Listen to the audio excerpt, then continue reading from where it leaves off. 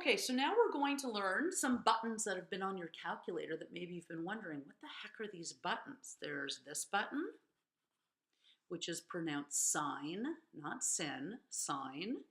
This button, which is pronounced cosine, not cos.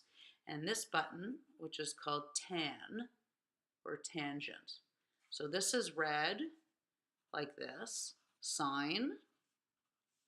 This is cosine, and this is tan, exactly like it looks like it, or tangent. Tan is short for tangent. Okay? So having said all of that, back to the Greek language, which I'm not going to start teaching you Greek, don't worry, but I want you to understand where this comes from and just be okay that you don't know that Greek language, but at least you'll know where it comes from. So if this is angle theta, and this is angle right angle, and this is angle beta, so beta is B with a little tail on it. This side, of course, is opposite. It's opposite theta, yes, but it's adjacent to beta. This is the hypotenuse, as we know.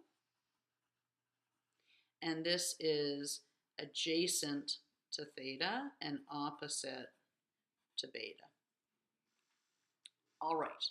Now, we just went over a whole bunch of stuff over the last few videos of ratios of sides.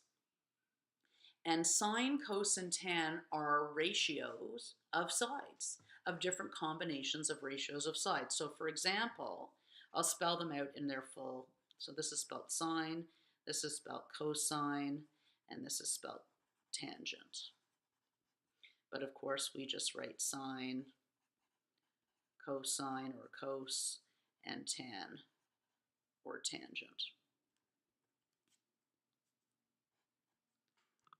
So, having said that, what does this sine, cosine, and tangent mean? Well, first we always start with the angle.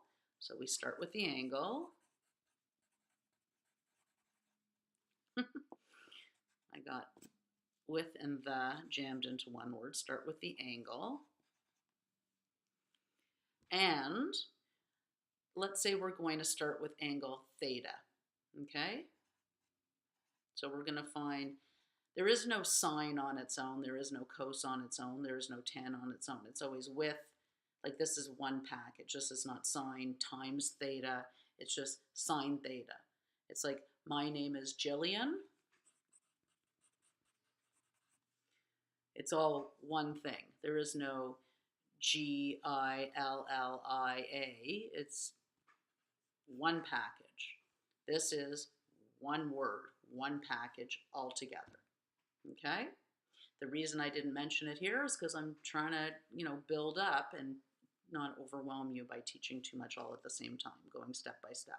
So now, if we want to know the sine of theta, this is code, as in you're a secret investigator and you're looking for a clue. This is the code saying, all of this says,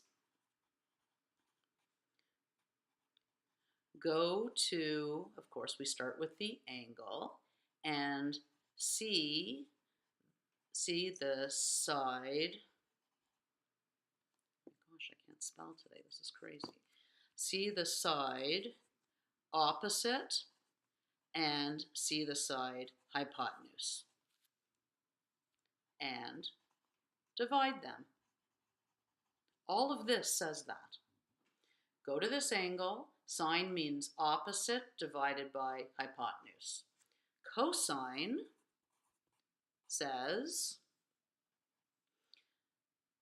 theta. You go to theta, and then you see what is adjacent and hypotenuse, and then you divide them. And tan of theta is go to opposite from the angle, go to opposite, go to adjacent, and then divide them. It's as simple as that. So just to put this all together, sine theta is opposite divided by hypotenuse. The opposite of theta divided by the hypotenuse. The cosine of theta is go to the theta, then whatever is adjacent, and divide by the hypotenuse. And then for tan theta, it's go to the opposite of theta and divide by the adjacent of theta, because we know hypotenuse is always the same spot opposite the right angle. Now, some mathematicians many years ago made up a little short form for you to remember that sine goes with opposite and hypotenuse, and cosine goes with adjacent and hypotenuse, and tan goes with opposite and adjacent. And here it is. SOH for sine is opposite over hypotenuse. CAH for cosine is adjacent over hypotenuse. And TOA for tan is opposite over adjacent. And we pronounce it like a word. SOHCAHTOA. SOHCAHTOA. That's what we say. And this is how we solve all these right-angled trigonometry problems. So now let's get into solving.